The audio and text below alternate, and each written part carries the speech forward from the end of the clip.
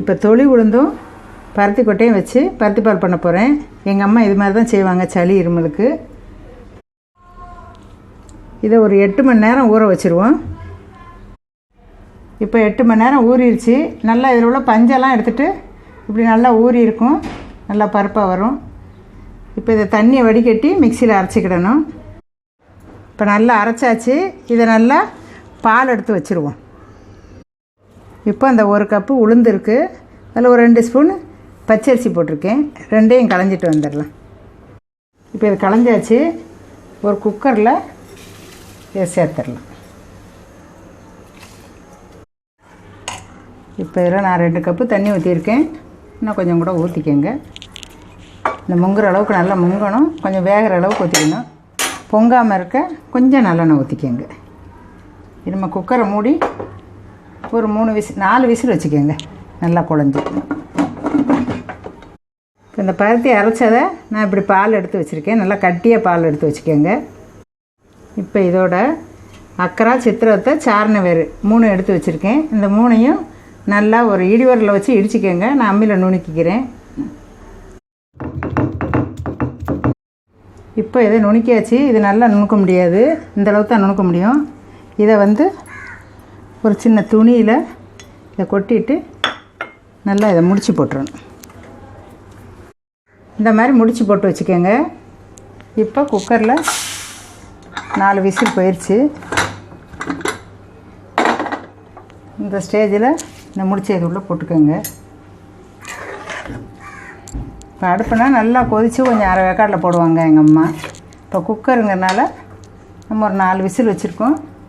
இன்னொரு 2 விசிலுக்கு இதை ஊற்றி வேக வச்சிரும்.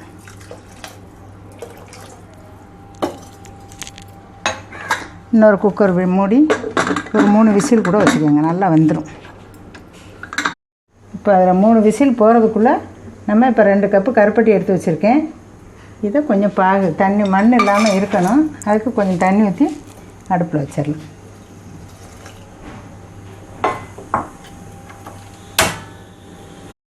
இப்போ கருப்பட்டி நல்லா கரைஞ்சிருச்சு. அடுப்பை ஆஃப் பண்ணிடலாம். பாகுபதெல்லாம் வர வேண்டிய தேவையில்லை. இப்போ இந்த கருப்பட்டியை இதில் கொஞ்சம் வடிகட்டியில் மண் இல்லாமல் வடிச்சிடலாம். இப்போ இதில் 3 விசில் போயிடுச்சு. நல்லா அந்த வாசம் வரும், நல்லா வெந்துருச்சு. இந்த ஸ்டேஜில் அந்த சட்டி அடுப்பில் வச்சுருவோம், கருப்பட்டி போட்டு.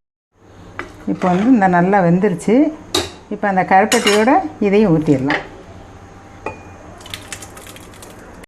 நல்லா கலக்கி விட்டுட்டு பருத்தி பால் எடுத்து வச்சுருக்கீங்கள, அதை இதோட சேர்த்துடலாம்.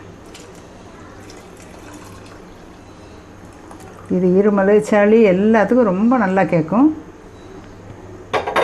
அக்கரா, சித்திரவத்தை, சாரண வேறு 3 போட்டிருக்கிறதுனால இதை அந்த முடிச்சியில் வெந்ததுனால நல்ல வாசம் இருக்கும். இது ஒரு கொதி வரட்டும். இப்போ கொஞ்சம் கொதி வந்துருச்சு. இந்த ஸ்டேஜில் நல்லா 1 ஸ்பூன் சுக்குப்பொடி போடுங்க.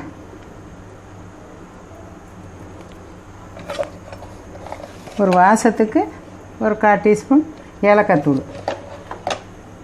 கொஞ்சம் உப்பு போட்டுக்கோங்க. எப்பவும் ஒரு இனிப்பு செய்யும்போது ஒரு டேஸ்ட்டு கொடுக்கும்.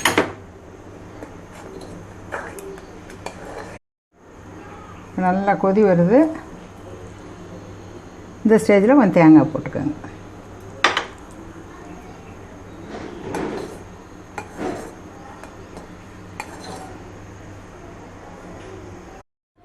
ஒரு 5 நிமிஷம் ஆயிடுச்சு. இப்போ இந்த அக்கரா, சித்திரவத்தை, சாரண வேறு போட்டு கெட்டி போட்டோம்ல, அதை எடுத்துடலாம். இனி அது தேவையில்லை. அவ்வளோதான், உளுந்து பருத்திப்பால் ரெடி. இது சளி, இருமல் எல்லாத்துக்கும் நல்லாயிருக்கும், உடம்புக்கே ரொம்ப நல்லது. நீங்களும் செஞ்சு பாருங்கள்.